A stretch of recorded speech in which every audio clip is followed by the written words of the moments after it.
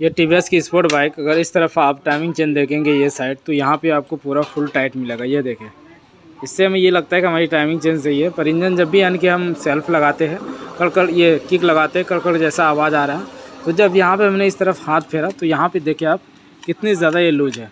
ऐसे हमें लगता है कि हमारी जो टाइमिंग चेन है वो यानी कि बहुत ही ज़्यादा लूज हो चुका है। और जो इसकी असल में प्रॉब्लम है वो टेंशनर से दिक्कत है, जो टेंशनर काम नहीं कर रहा और इसकी वजह से इसका टाइमिंग चेन पूरा लूज हो चुका है। तो फाइनली इसकी हेड सिलेंडर इसे भी खोलना होगा, क्योंकि इसका फल वगैरह टेढ़ा हुआ है, तो उन सभी का काम करके इसे फिर ठीक करना है।